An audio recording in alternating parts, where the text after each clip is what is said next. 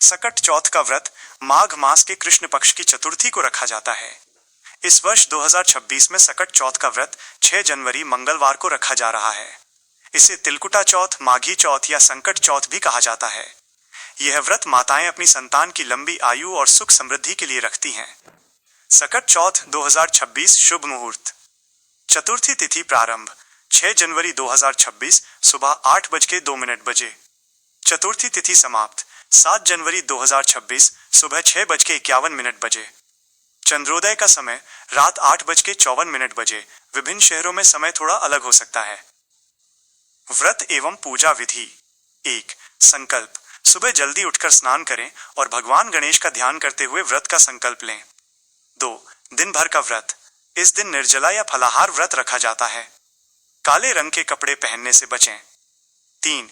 गणेश पूजन। शाम के समय भगवान गणेश की मूर्ति स्थापित करें। उन्हें दूर्वा, पीले फूल, रोली, अक्षत और धूप दीप अर्पित करें। 4. तिल का महत्व। भगवान गणेश को तिल और गुड़ से बने लड्डू, तिलकुट का भोग लगाएं। इस दिन तिल का पहाड़ बनाकर उसे चांदी के सिक्के से काटने की भी परंपरा है। 5. चंद्र दर्शन। रात में चंद्रमा निकलने पर अर्घ्य दें।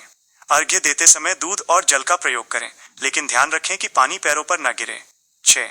पारण। चंद्र दर्शन और पूजा के बाद ही व्रत खोलें।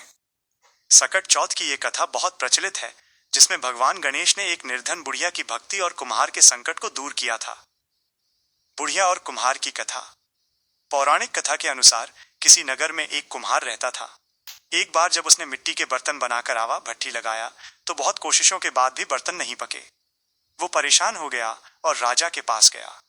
राजा ने पंडितों को बुलाया तो पंडितों ने उपाय बताया कि हर बार आवा लगाते समय एक बच्चे की बलि दी जाए तो बर्तन पकने लगेंगे। राजा की आज्ञा से हर बार एक घर से बलि दी जाने लगी। एक दिन उस बुढ़िया के इकलौते बेटे की बारी आई, जिसकी श्रद्धा गणेश जी में बहुत गहरी थी।